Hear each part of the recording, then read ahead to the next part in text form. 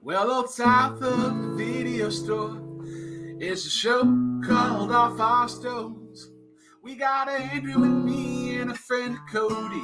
We're gonna rank some fucking songs. Rank them songs. Songs gonna rank songs. The longest list in the whole damn town. Longer than old King Kong. Meaner than a junkyard dog. Hey, what's up, y'all?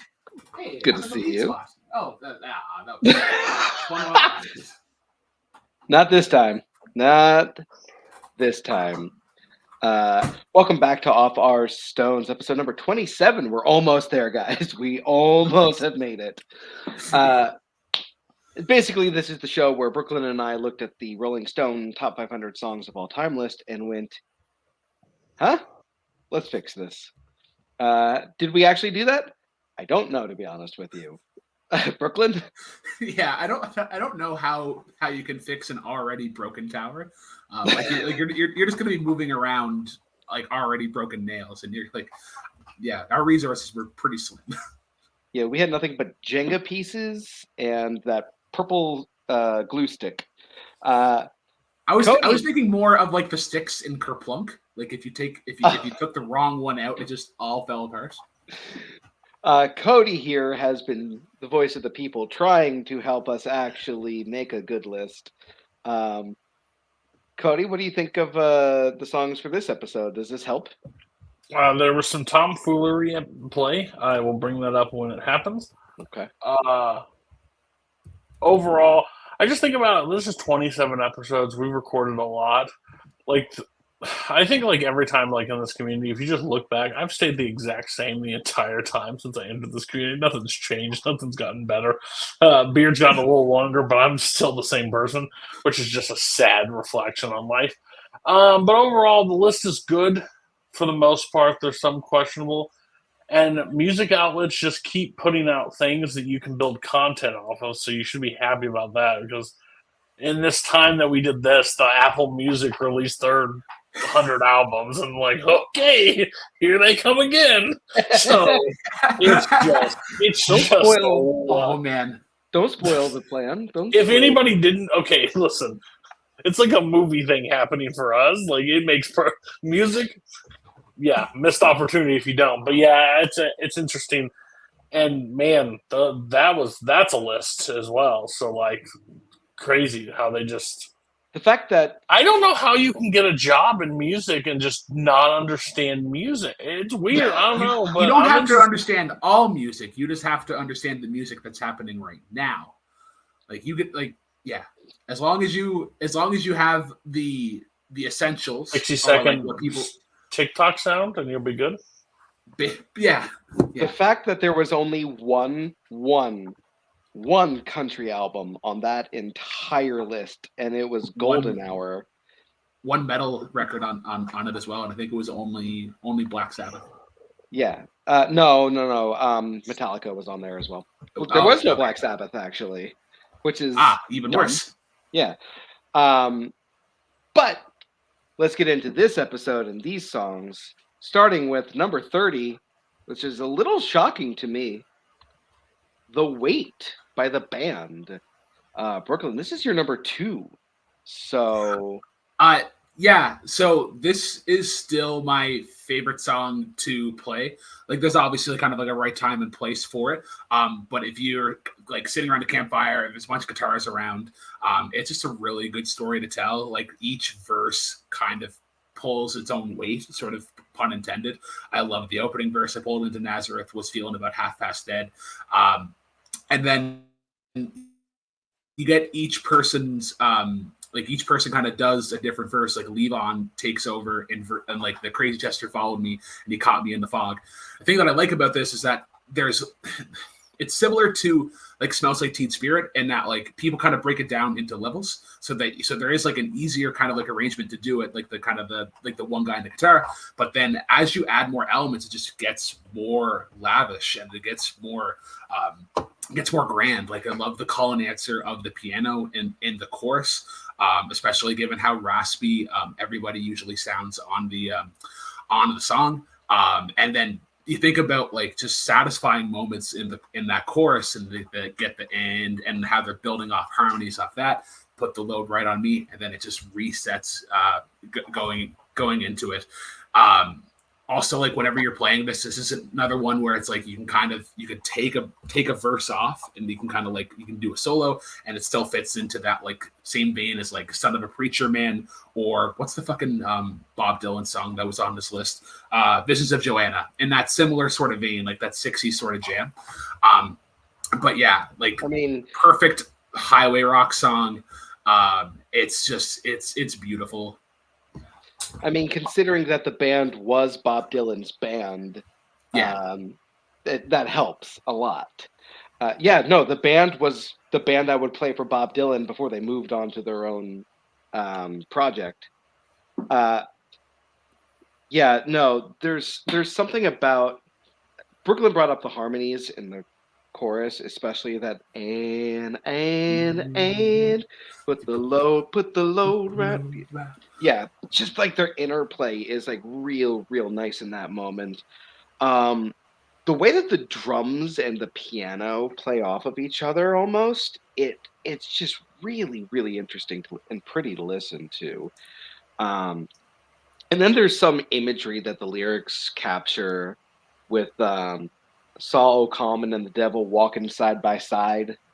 And then like the way that he goes off, like he like the line, like I said, "Hey Carmen," and just how he kind of gives everything in that moment, and then just cuts like, "I said, hey Carmen, come on, let's go downtown," and just says it so very like nonchalantly.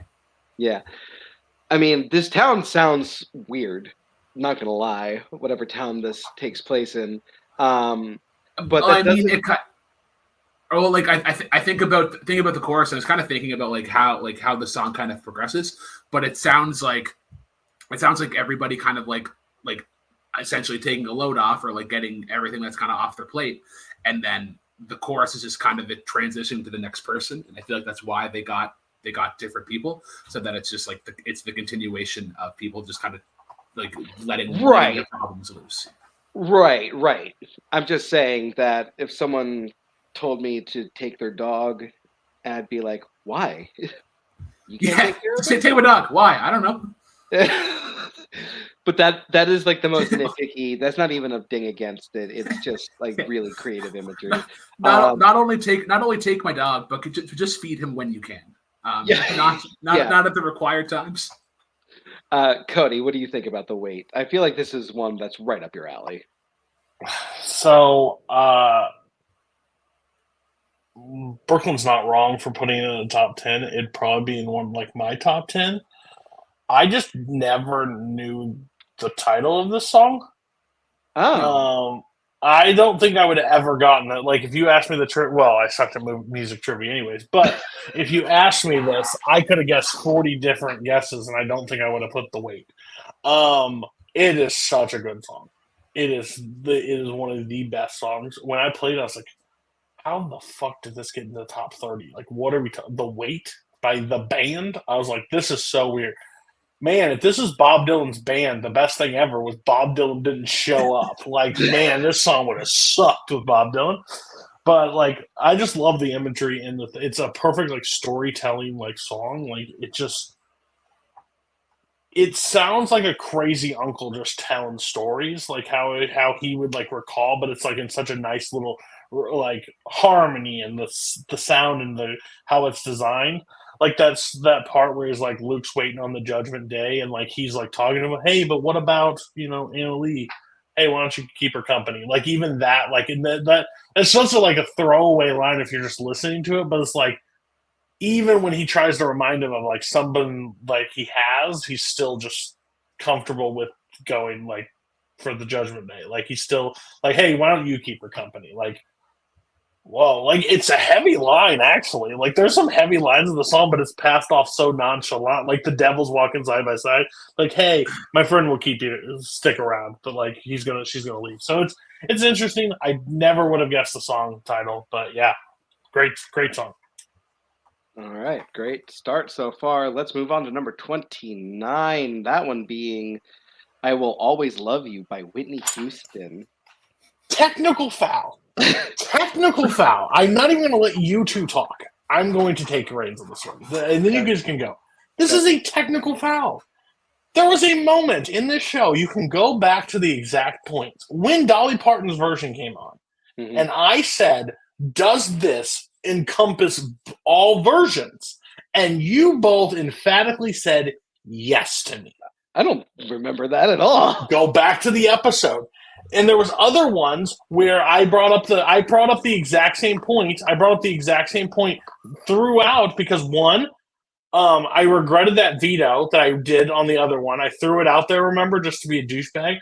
I took that one back because we made the assumption that what I was told that this song is about yes, it's by this person, but all of it's the song's there, right? So you can take whatever version. We said that multiple times. I used vetoes on this stuff. And the fact that you think Dolly Parton and Whitney Houston's both deserve on this list is that's crazy behavior. It is crazy. They're not even in the same ballpark. They don't play the same sport. You just put an inferior product way down the list and this one higher. This is not top 500. This is $4.99. You're missing a song because you have two songs in the exact same thing with the exact same person. No, you telling me you guys could have created a list with 6 different versions of the same song? That's sacrilegious. Technical foul. I deserve a veto back, and I want to headhunt that Talking Head song. That's what I want. So I will pull the actual clip. list And itself- Payson is on it. Payson will find the clip. Yeah, I need the clip. Yeah, right? To make sure. Because I'm almost positive I said. What number was Dolly Parton on the what was Dolly Parton? Oh, that was in the 200s, the high. You have the list. Can you tell me where it's at? Yeah, actually, I can. Let's see. Because what you all are talking about, it's an amazing song. Don't get me wrong, but I was so surprised that Dolly was there. Let's see. I will always love you. Ooh, that's further up than I would have assumed. Oh, I think it's in the 4s. Did I have it on my list? I think I did. I don't think you did. I think I was the only person to have. Oh, okay, yeah.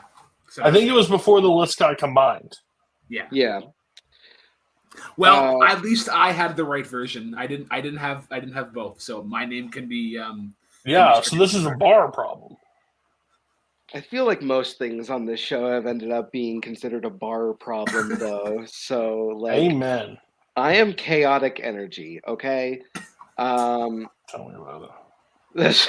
So look, this is the only song that I did this with, though. Which is crazy behavior. Well, here's the thing. They're so different that each one of them has their own strengths that make it one of the best versions of a song ever made. Dolly's soft, willowy tenderness really goes well with the acoustic guitar. It's very toned down, whereas this, it's kind of grandiose and epic, and that saxophone solo in the middle of it is so good. And then you obviously there's that one part that everyone knows. It's the boom and it's just such a moment of power. There's a reason that I have this one higher, even though on any given day, my favorite version could swap. I think this is the technically better one, but I love both versions. Yeah, people that. That big moment is kind of ingrained into everybody's memories, but I think what I would like people to kind of consider when they listen to the song is how much setup she's even doing in the verse before, especially when you get to the line of and I wish you joy and happiness, and she's kind of she's getting prepared for that big sort of send off. So I always like that aspect of it. You're right, the big sax solo, and I really got the sense of just kind of the emotion. Kind of how the verses kind of interplay. I would only be in your way, so I'll go, but I know, and you really hear the anguish of like of all the breakup songs that we've kind of talked about, this is the one that's like feels the freshest, where it's like you're making the decision sort of in that moment. Like it's not like other ones where it's kind of like you're reflective of the time past. So.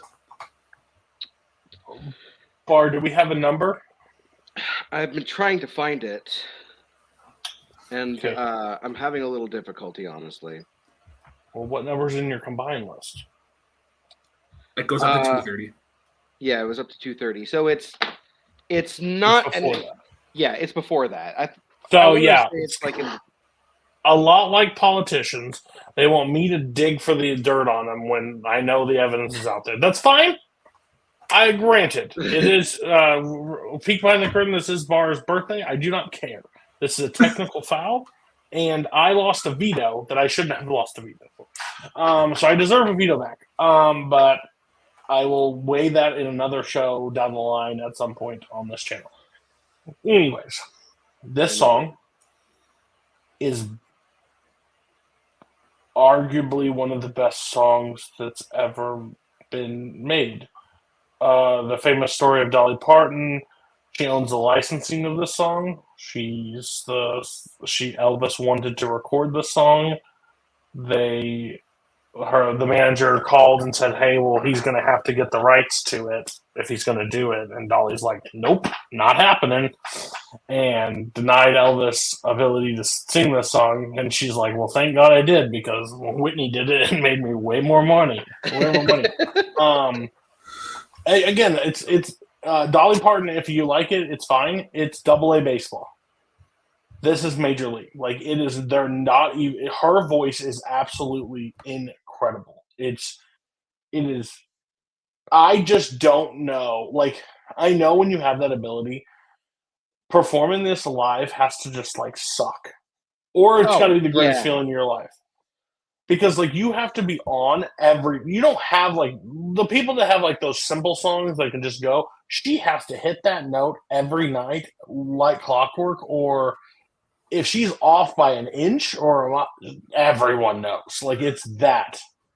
So I think it's so impressive that somebody with that kind of voice power, and Whitney just had that ability. Like stand in the middle of the stage, didn't have to move, didn't have to do anything, and just belt, and she just kills it. So yeah, again, Andrew, how often do people attempt to do this at karaoke?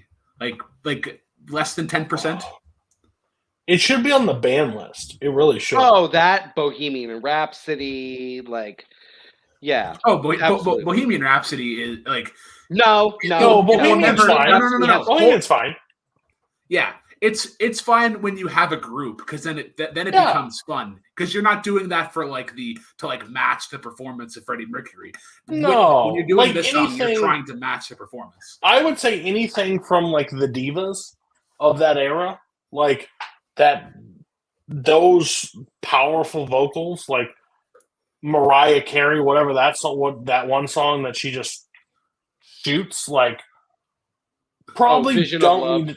Yeah. You don't need to. Those songs just need to be on the ban list. That's what I still say. That's what Tokyo got us. That's what Japan got us back for World War II. They gave us karaoke, and it didn't kill as many, but it's a very bad bomb. It's very bad. So let's take a bunch of drunk. What's that comedian? Take a bunch of drunk idiots and put them in a bar and let them sing. Fuck. It's the worst. All right, I'll talk about why I think Bohemian Rhapsody should be banned from karaoke later. But moving on to number 28, Vienna by Billy Joel. Cody's realizing he doesn't have any switcheroos anymore, does he? Nope. I have nothing. I am nothing. I am walking in here without a pistol, without a flipping canteen. I'm dead, and I just have to live off the scraps that you give me. Like this bullshit. Look, I had it at 37, so I had it higher than Brooklyn did, so blame Brooklyn.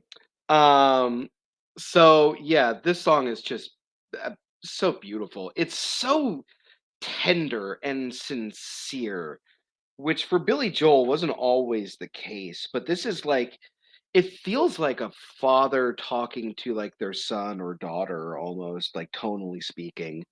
Um, and just like some of those lyrics, like "Slow down, you crazy child, you're so ambitious for a juvenile." Um, they just really, really capture the emotion and the soul of this song. And then there's like I want to say it's an accordion, but I'm not 100% sure. It could be like a keyboard. No, I Um, believe it's an accordion. yeah, I'm almost positive it is. Yeah.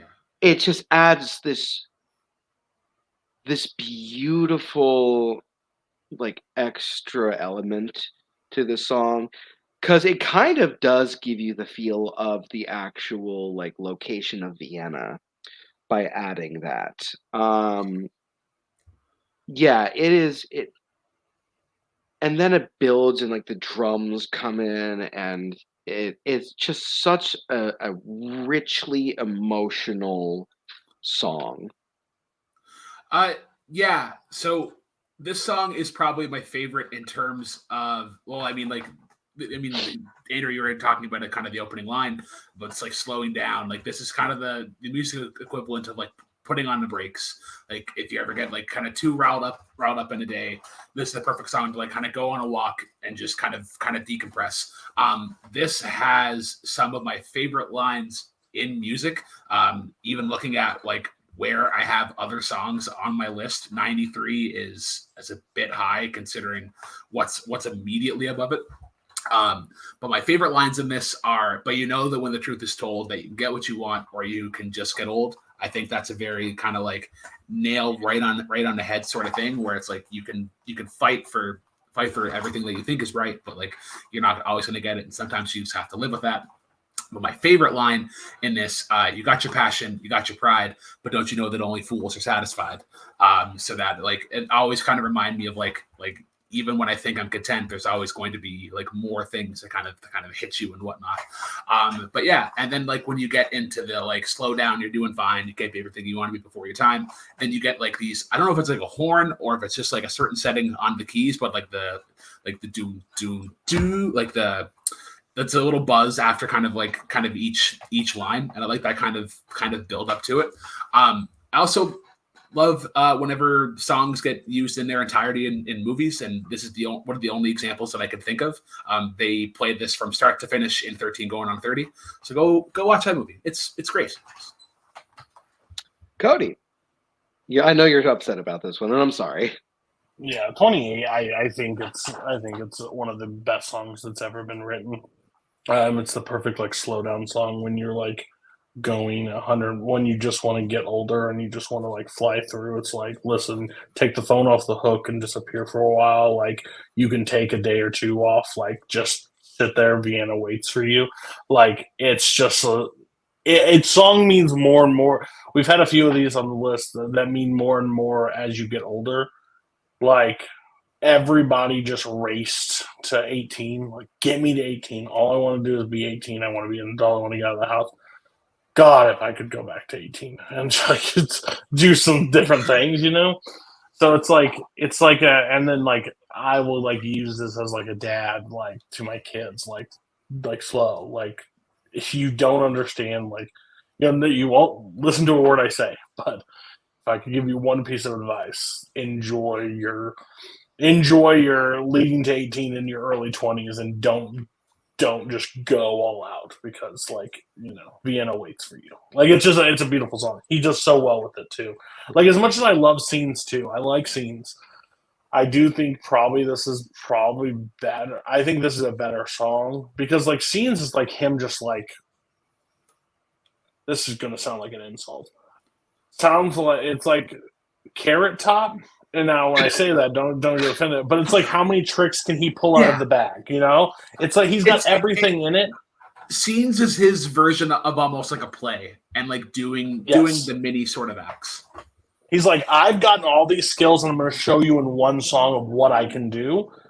Yeah. Vienna is like, let me get to my core of what I'm the best at. And that's a piano by myself giving you a message, because what he doesn't get enough credit for, and I still stand by this, because he get put into a camp of he's the old guy's favorite artist, like he's your dad's favorite singer or whatever.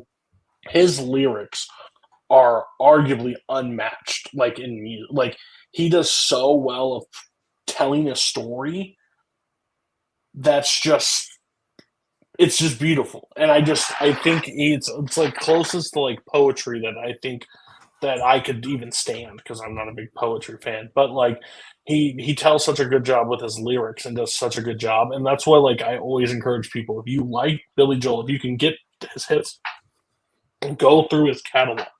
You can stop near the end. He went through some stuff. But listen, if you go to that beginning section, those first 4 albums or whatever, the man's got hits for days and he just doesn't. People don't even know him. So I'm glad it's on the list. That's what I will say. And Andrew, good job. You put it high enough. I appreciate that. You're welcome. But don't thank me too soon. 93 Because... Brooklyn. What the fuck? Still top 100. Never mind. Okay. Never mind. You get the I always forget you get the pass. You get 2 artists that you can drop down as farther as you'd like. And Trauma is real, people. Trauma is real.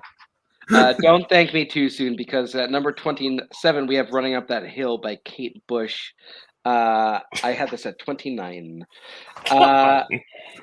You're the TikTok guy. I didn't have to tell you. You're the TikTok guy. Hold on. No. I want to say this right now, and Brooklyn can back me up on this, because the first time we talked about this song was before that episode of Stranger Things. And the first time we talked about this song, I praised the shit out of this song, because I fucking love this song. Now, having listened to the album again, like in its entirety recently, I do think that there's one song on that album that's better. It's "Cloud Bursting," or "Busting." But this, I always do that for some reason. But this song, I think, is just sonically incredible.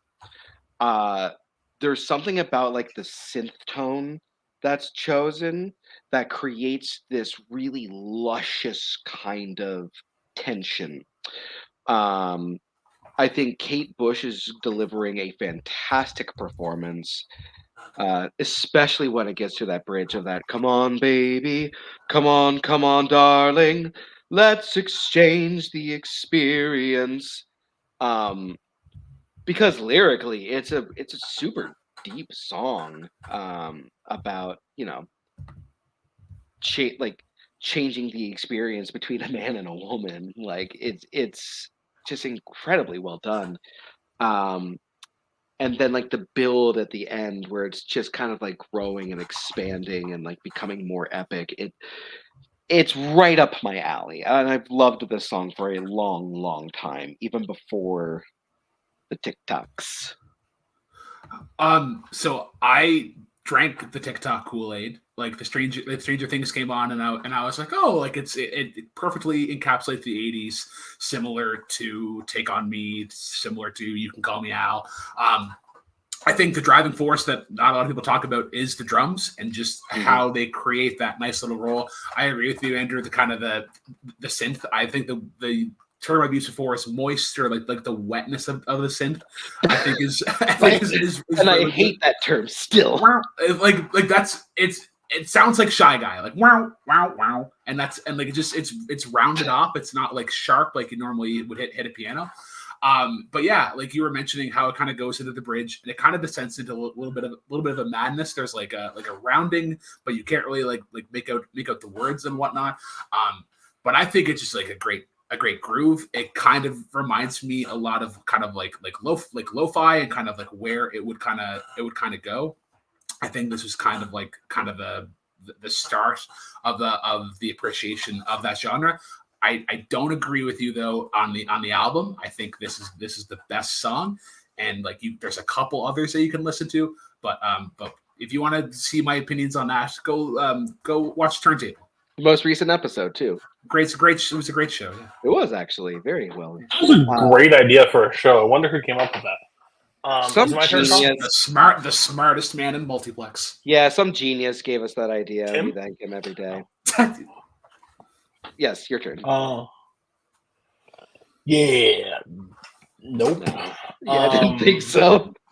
I never watched Stranger Things. Never seen an episode of it, but apparently when that episode broke, everybody did the sound from this. And I used to just make fun of it. I'm right up the hill. I'll deal with God. Yeah, I don't care. Like, you had synth, and I was like, yeah, there's a whole bunch of problems. Vienna's sitting there looking up at this and being like, what? I sold out Shea Stadium a lot, and I have to sit behind this shit. Like, that's upsetting. I'm the king of Madison Square Garden, and this is the shit I have to deal. Look, only music nerds knew who Kate Bush was before that Stranger Things episode came out. Yeah, sure. There's another song, like, there again, popular shows, like, the attention span of the masses, they just run with whatever they hear. I think she's got a talented voice.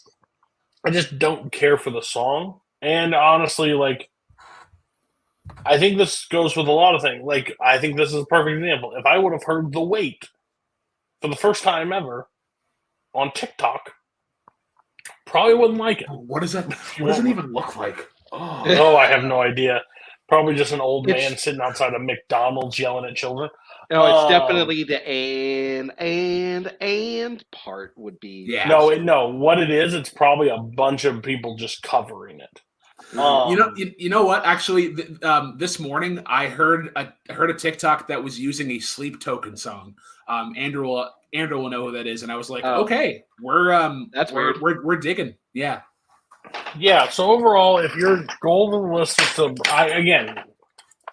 like, if you had to put this in the, what would you say before Stranger Things? The percentage that would have heard this song before. I probably would say 30%. Yeah, it. I feel like our oldies. I remember this being on the radio a little bit, but Yeah, it definitely got the recognition. Like, if you had an 80s well, we know that station- Canada doesn't play by the rules, really. So they, if you had an 80 station in your area where the main DJ was like a big music nerd, he would have definitely played this. Okay. So if your goal is to do this, sure, should be 100. Maybe entering the list, top 20, top 30 is kind of great. Like, again, I wouldn't put it there, but like if you're trying to bring people new eyes to some music that they don't know, because I don't know if anybody knows past that part. I don't know if they've listened to actually the whole song from. They just saw it on Stranger Things. It hit, I want to say, number 3 on the Billboard Hot 100 after that episode. So, like, Man, yeah. get your song featured on a TV show, and you can just like change your entire life. Yeah, right? All right, let's move Kate on. Bush is like, why? Is she still with us? Yeah, she's still with us. Okay, she's getting a royalty check. She's like, what the hell? What happened Oh, here? she literally came out and said, thank you to all the new people who have discovered my music through this song. So she thanked like the creators of Stranger Things and all that, like publicly. So moving on to number 26 on the list. Your Song by Elton John. Yeah, Brooklyn. 112, eh? 112. So there's like multiple reasons kind of why I have this in the top 10. I think the relationship that Elton John and Bernie Taupin have is often taken for granted, especially given like how they wrote their songs, where it was like Bernie had a bunch of lyrics and that Elton was kind of was trying to put music to them. And like, I can't speak for every single songwriter, but from my experience, it's always been the opposite. I've made a groove or I made a beat and then tried to fit words or fit a story to kind of fit that. So I've always appreciated whenever somebody is able to kind of write a song and then having somebody like Elton craft a song around that story. I think is just incredible. There's like the little touches and especially in the chorus, and you can tell everybody, and then you hear the strings sort of swell in that moment. I love the kind of how we were talking with The Wait. I really like the send off in this. Like, I hope you don't mind, and just how it kind of walks down the note. And eventually you get down to this big sort of support. And then like you have like obviously with Bernie Taupin, you have these really cool lines like, so excuse me for getting, but these things I do, I've forgotten if they're green or they're blue. So you really kind of get the sense of like, again, that's another breakup song, but this time you have the angle of like, oh, like I still admire this person. I even though I forget what you look like, I know that it is beautiful to me sort of in some way. But yeah, I think this and like I think we already talked about it. Goodbye Yellow Brick Road often intermingle them as my favorite Elton John song. But this is just it's a pretty ballad. Like of his ballads, this is by far the best. Did you say this is a breakup song? You could interpret it as a breakup song. I mean, now that you say that, I can see that. Yeah. So this is my number 3 Elton song. This is my number 3 Elton John song. Yeah. I have Leave On above this, and I have one more that we haven't covered yet above this. So I think the main thing about this song that makes it all work is Elton's performance. Because there are some lines that if it wasn't delivered the way that Elton delivers them, they would kind of come off as like cheesy or awkward. Such as well, anyway, the thing is what I really mean. Like little moments like that in lesser hands could not have come across well. But there is such a sincerity behind those lyrics that Bernie was able to create. And that kind of like shy awkwardness really does it really does come across as earnest, which I think is the strength of the song. When it comes to strings in Elton John songs, like if you like from like first album until like the late mid 70s, like when we get to like Madman Across the Water and Tumbleweed Connection and like all that, like Honky Chateau, like always sound incredible on an Elton John song. And there's just something about that piano line, that like that twinkling kind of piano line. It's just a really very pretty, very beautiful song. Okay. And on that note, Cody. You're an imbecile. In the most respectful way possible. 112. What was Kate Bush's song? What number was that? 29. No. Which I will say, I would probably drop into the 70s now, but still. But you'd keep your song same way? Same place? I'd have to look it over. All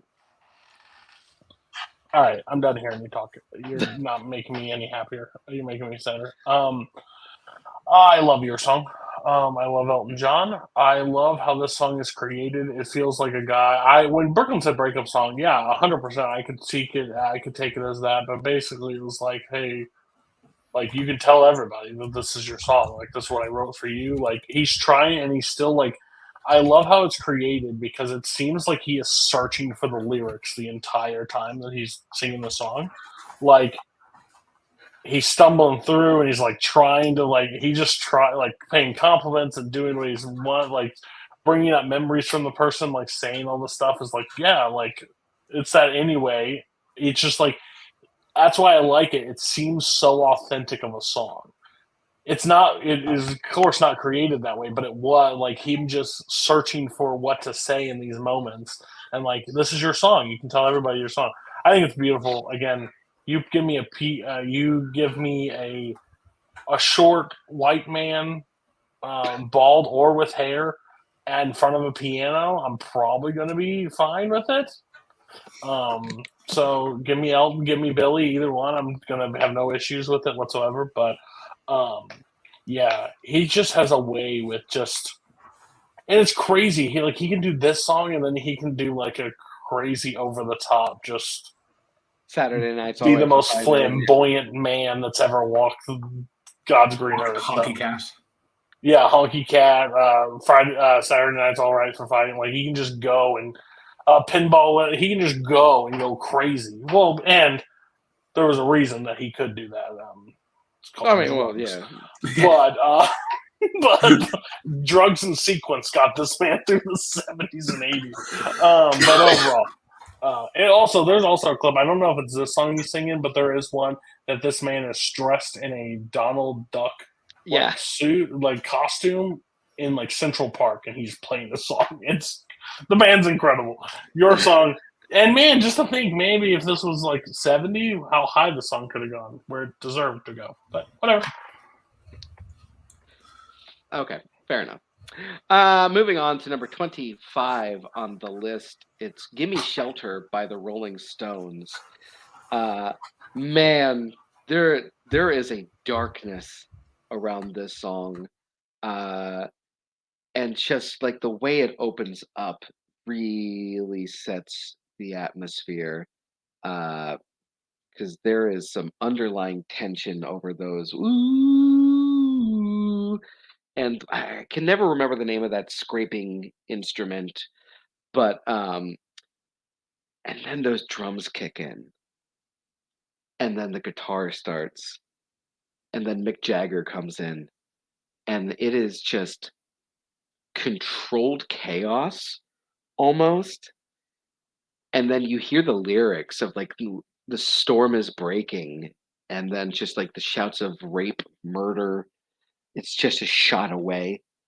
Like it is a song that is clearly believing that it is on the edge of like an all-out riot about to ensue. Brooklyn, head over to the Google machine because I didn't have time to research this. Look up the name of the female vocalist. Mary Clayton. I had it ready for myself. Thank you. Mary Clayton on this one is incredible. How I don't know any other songs by her, like, or songs that she's featured on. I'm actually really disappointed in myself because her voice is absolutely incredible. She's out singing Mick, if we're being completely honest. It's like you could say it's her song. That's fair. And when you get to like the point in like where her voice breaks when she's just like screaming, just rape, murder. Holy shit! Yeah, you could arguably say it's her song. Yeah, it is. This is just an incredible piece. Yeah. No. Oh, sorry. So the first thing, sorry, you were wondering about the instrument that had like the scrapey thing. David Jimenez, correct me on my pronunciation, but I believe it's pronounced gyro. That's what the instrument is, but like I haven't seen one since like elementary school. But I think this is the right. last. Yeah, I believe this is the last example of songs that like I use sort of the "Don't Stop Believin'" effect, because now, and like especially in movies and in radio, this gets overplayed. Like people love that opening riff, understandably so, but it definitely wore its welcome for a little while. But I echo what I said earlier in that this is essentially a Mary Clayton song. Like Mick Jagger isn't doing a ton on this. Like yes, the Rolling Stones are kind of backing her, but I feel like if this got released later, this would be like Mary Clayton featuring the Rolling Stones. This also exemplifies. Oh my God, what the hell is his name? Keith Richards. How simple his guitar work is. Like he mostly plays with just 5 strings. I think he doesn't have the bottom one on it, so it's meant to have that more bluesy sort of tone. It's just 3 chords, and I think he's just walking down the same 3 chords throughout the whole thing. But yeah, again, shout out to Mary Clayton. How she's able to just wail on everything and just like and keep going when you think she's done, and then even still like with Mick Jagger and how they're able to kind of provide harmony in that moment. Shout out to Payson. He talked about this whenever we talked about like the original list. So. He did. I want to bring up Charlie Watts in particular. I think you brought up like Keith Richards. I think Charlie Watts is like the main star when it comes to like the band instrumentally, because those drums, they're so good. Cody, what do you think about this one? I mean, it's not the Rolling Stones song. It's Martin Scorsese's song, which is fun. You can't put "Give Me Shelter" and expect me to like. Again, this is the opening scene of The Departed, which is Yeah. bounces between my top 3 movies of all time. It's absolutely an incredible scene, and like while you're describing it, is like the fighting that happens. Like he puts it in such good places. It's in Goodfellas. It's in Casino. He does it such a well done. I'm not the biggest Stones fan overall. Like I think they're fine. Like I don't like seek them out of anywhere. Like I was I think always told that's a Stones. unanimous opinion here. Like I don't think I Andrew and was I always told are super Stones and Beatles, like those are the 2 like pillars, and yeah, I think they're good. Like they all have songs that I go towards, but I don't ever think I would deep dive any like album. You know what I mean? I don't deep dive anybody's album, but that's what I'm saying. If I was ever on turntable, like a great show on this channel, check it out. I would maybe like that's the only time I'd ever. But this song, I mean, it plays in so well, and her voice is absolutely uh, incredible. Whatever her name was again, shout out her. Okay. So moving on to number 24 on the list, "Purple Rain" by Where's Prince. Coho? Don't worry, Coho's screaming off in Minnesota somewhere.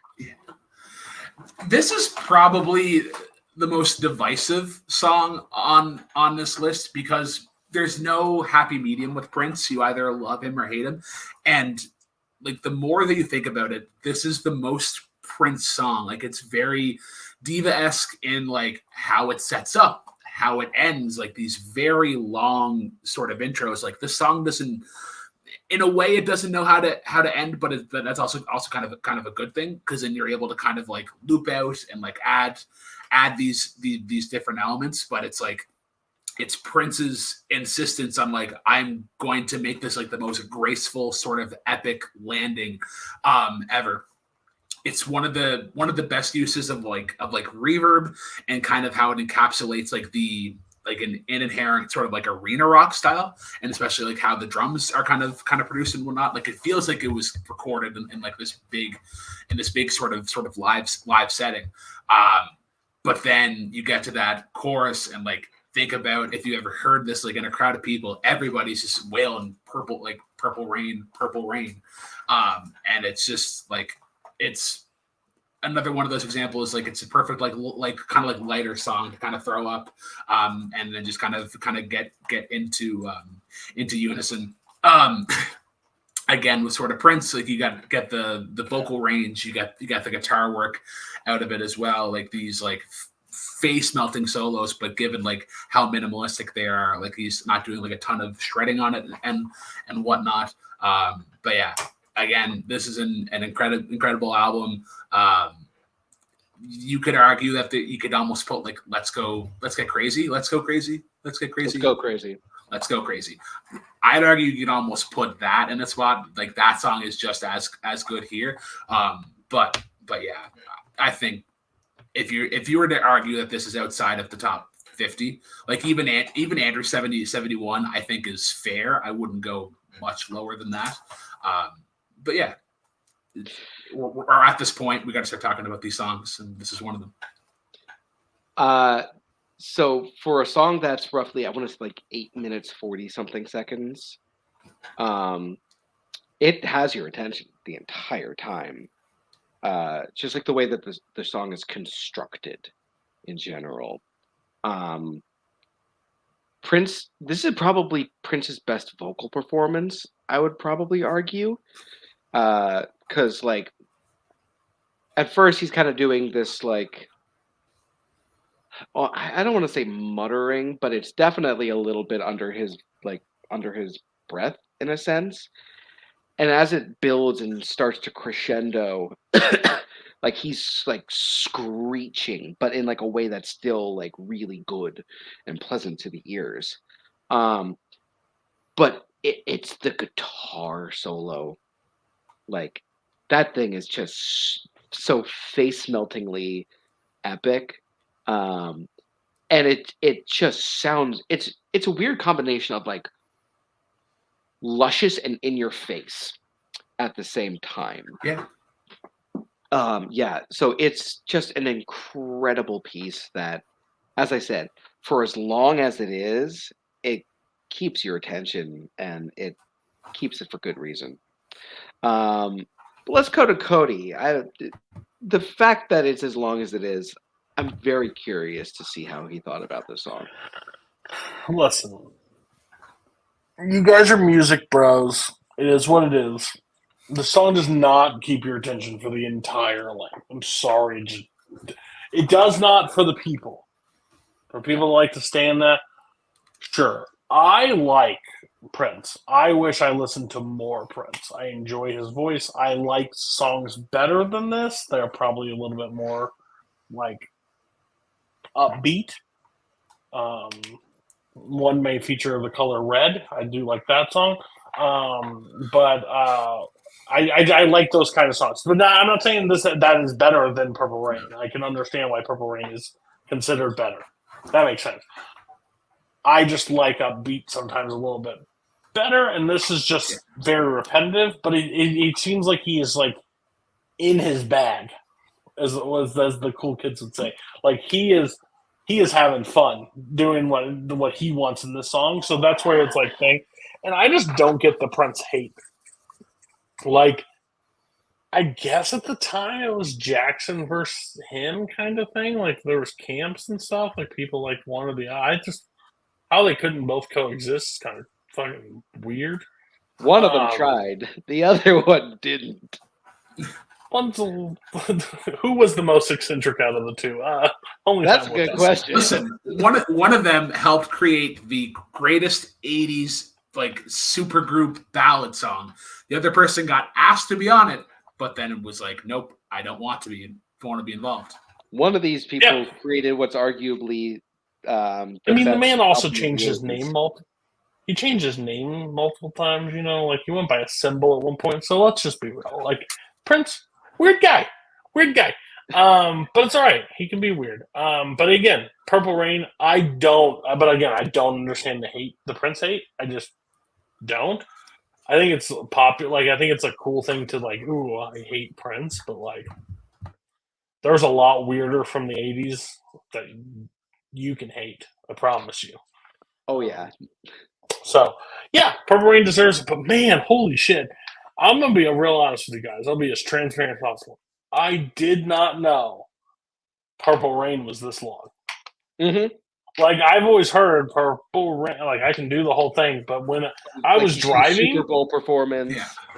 I was driving to work. It kept playing, which is I don't drive very far. And I got in the car and hit play again. And it was still like I got home and it wasn't over still. And I'm like, well, you think about like whenever the song gets played on the radio, like the radio host will often like do some spiel over that intro, and it could be like 45% of people determine that they'd rather feed their cat first than feed their dog. Anyways, here's Purple Rain by Prince, and then it gets right to never meant to cause you any trouble. So they work it perfectly to kind of shorten that time. Yes, exactly. But yeah, I don't think you can make a top 500 list and not include Prince. So. Yeah, that's true. Very true. Very true. We had him like, I want to say like maybe 5 times on the list overall, something like that. It was like between combined and separate. Yeah. Okay, so moving on to number 23 then. Red Corvette. Go ahead. Could You Be Loved by Bob Marley and the Wailers. Brooklyn, you get to talk. So I fell in love with this song because of the list. And then if you guys remember Todd McLean, we had him on for Set List. One of his cover bands does this song. So I get to hear this probably once a month. And what a song to get you energized and hyped up. The guitar like mixed with the bass line. I think this bass line is just so incredible and so intricate. And just how they're able to find that pocket and the groove throughout the whole song. Then you get the whenever he first says like, don't let them try to fool you, and then you get that little answer that so it kind of has like that blues sort of feel where it like has the line and then the riff.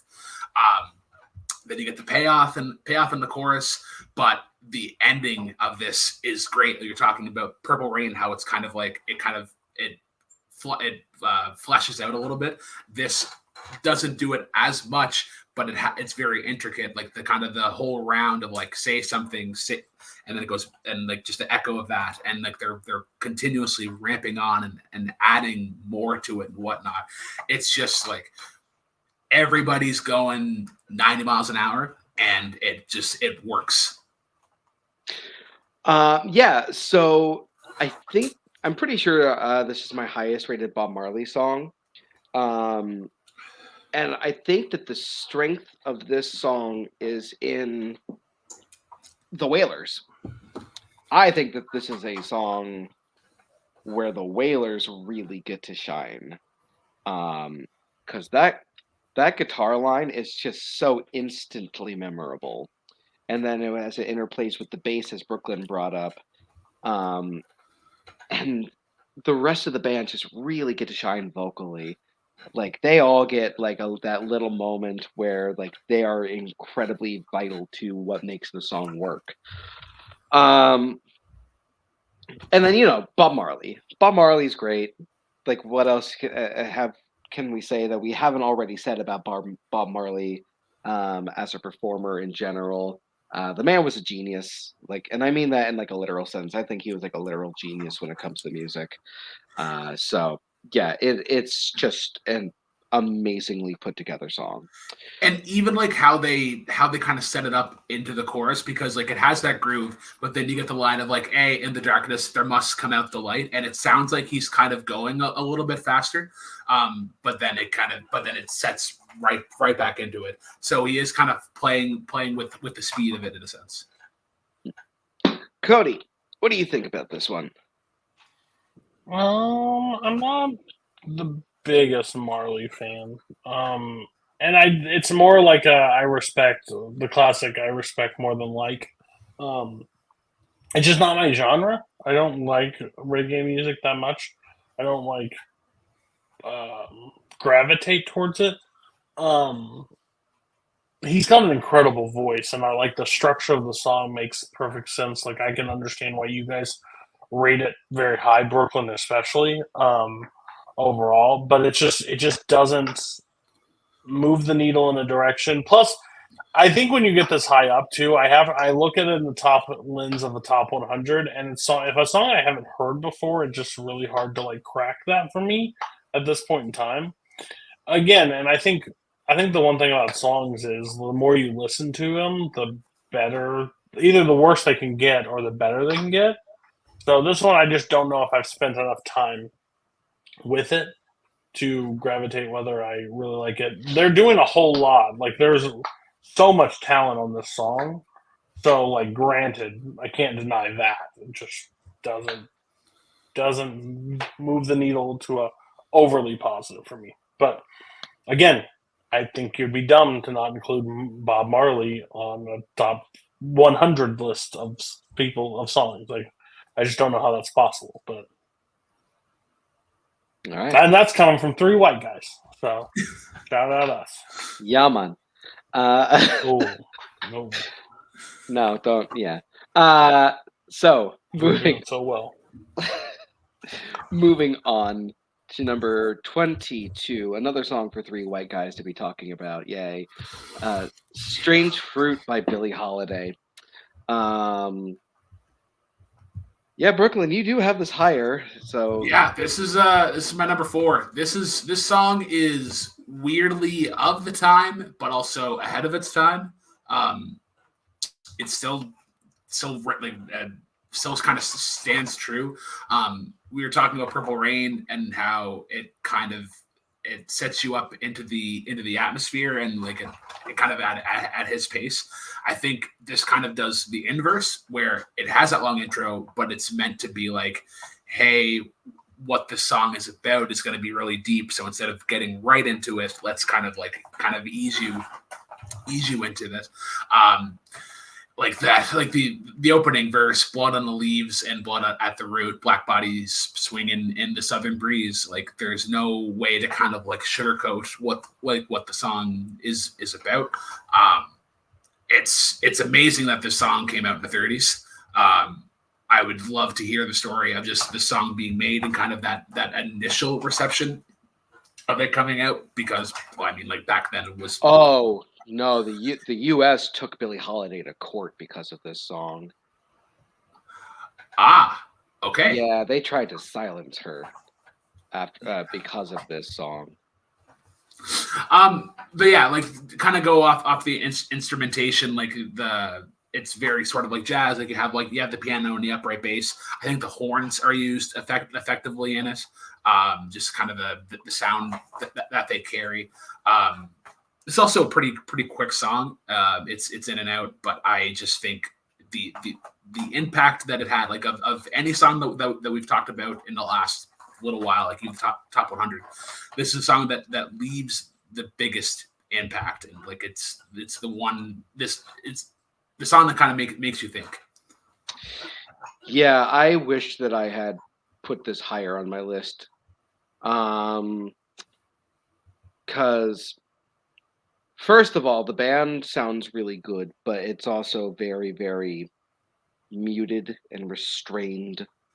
The song's only 3 verses, which is kind of incredible to carry that much weight and that much power behind just 3 verses. And some of these lines, dude, they're, oh God. Scent of magnolia, sweet and fresh, then the sudden smell of burning flesh.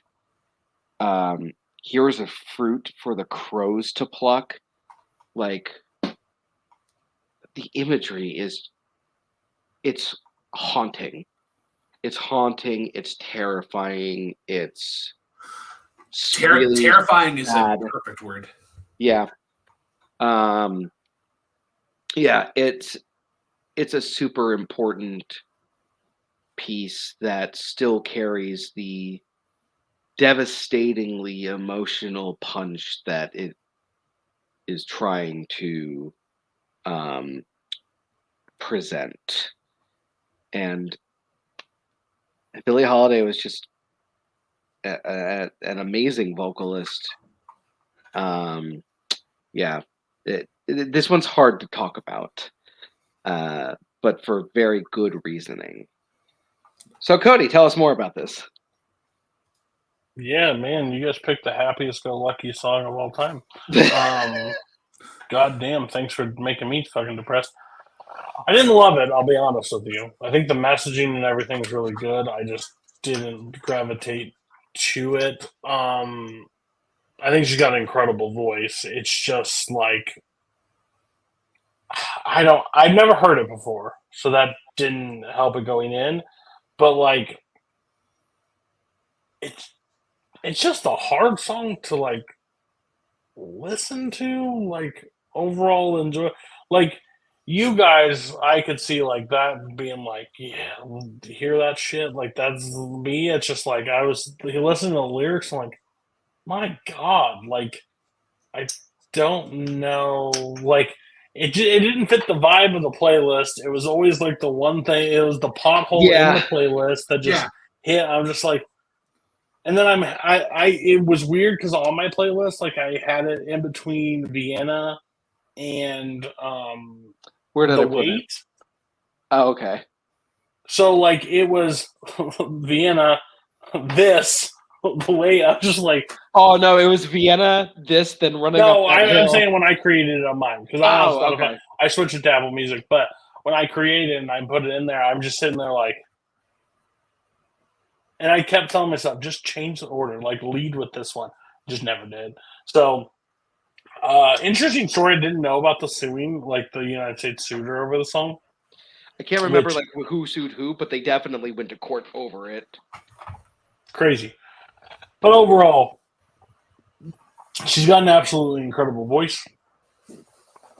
I think more people need to listen to Billie Holiday and like explore her music. But yeah, for a song I didn't hear and the subject matter and like in between, I screwed this up and like it just didn't play for me. So maybe more listens, maybe not. But I'm not gonna. But number 4, that's wild. Like I'm not saying you're wrong. It's just wild.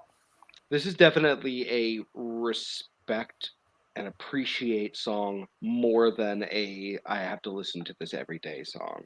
Yeah, it's like it's a lot like. Ooh, I'm not gonna lie. There's a movie that Steven Spielberg made. I'm not going to compare the two, but like, I ain't popping that in all the time, right? I can sit from afar and respect it for what it did and how great it is.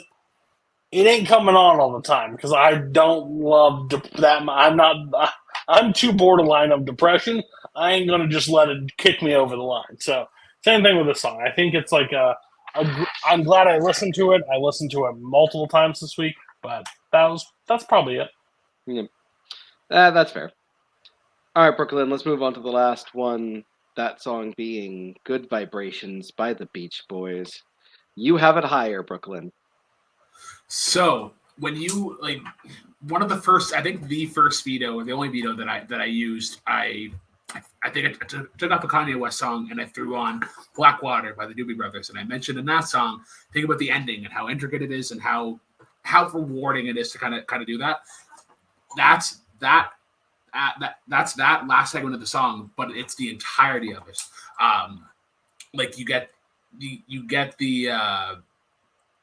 the layering of Brian Wilson, and then you got the bop bop, and how they change chords. Like they'll go up one, and then they'll go back down. The theremin. It's the only time that I hear a theremin in the song, and it's like it needs to be in here. It's kind of like anchovies and Caesar dressing, just weird it tastes weird without it being there.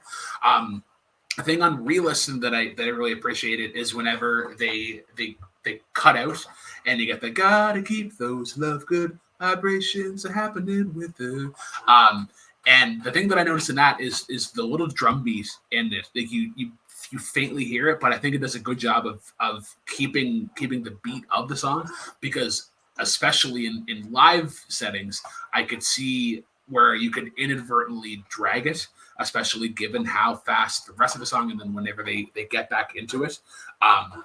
But there's something satisfying about like getting a group together and pulling off the song because of all the layers of it, and then similar to Could You Be Loved, like all the little pockets that you can find, and like it's when you're performing it, there's something satisfying about it because when you hit those, it just sounds so incredible.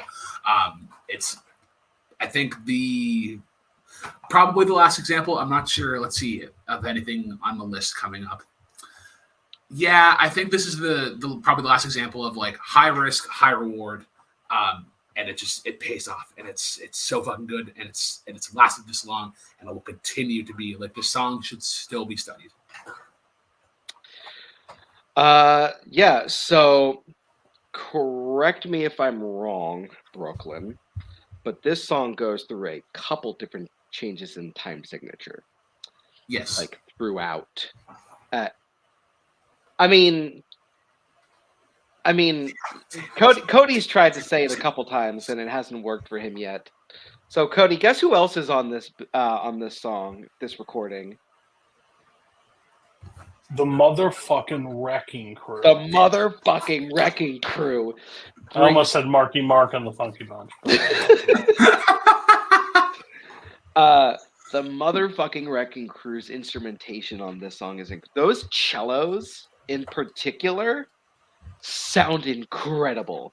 As you brought up, the theremin adds this wonky kind of like weird vibe to it, but it works. It kind of shouldn't, but it really does. And the thing that brings it up so high for me is just the way that the song's constructed.